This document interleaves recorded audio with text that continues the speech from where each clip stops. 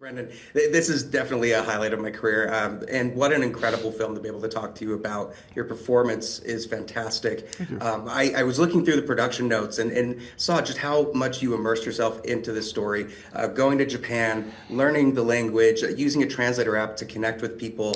My first question was learning to speak differently part of learning to feel differently for this role?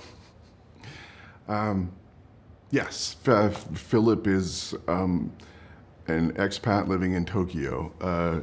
He's been there for some 7 years or so. So he has certainly picked up the language. I needed to sit down with a tutor, which I did for a number of weeks before we began. I didn't retain all of it, but thankfully once I did make it to Tokyo, there were so many people to help out. But I learned the role as wrote, and also, mindful that it is a Japanese film with Japanese actors, locations, sets, crafts, everything.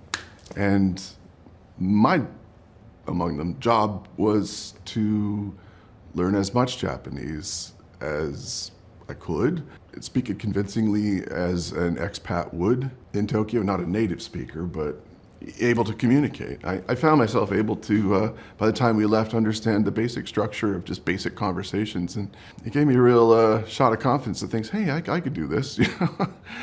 I had a terrific time. You only need to show up there, really, to understand what you need to do. You also said that family is who we include rather than who we're assigned to.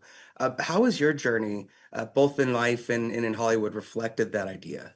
The theme of found family is a strong one in Rental Family. The epidemic of loneliness that exists in major cities, in anywhere in the world, really. I mean, this film is a love letter to loneliness. It's addressed to Tokyo, but it could be anywhere. Even in a place like that, a real metropolitan beehive of activity, it's possible to feel disconnected, solitude, to have a need to have family fulfilled.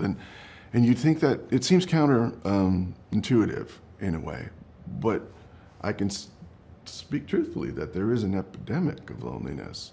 And there are real world health consequences, mental health consequences, demographic reasons that needs to be improved on. And it seems a simple enough thing, spending time with one another, even if it's only for a short while, even if it's under the guise of a certain surrogacy to stand in as a boyfriend, girlfriend, grandfather, mother, groom, father, for a client who lacks that connection, it does serve a purpose. The film is based on premise. It is a business model that's been in place since the 1980s, actually. And I think that to this day, I think there's some 300, probably more now, plus agencies that cater to these clients. Thank you so much for your time, Brendan. I cannot wait to see you hopefully in The Mummy 4 and everything you've done. I'm just a big fan, so thank you. Thanks, pal. Be well, yeah?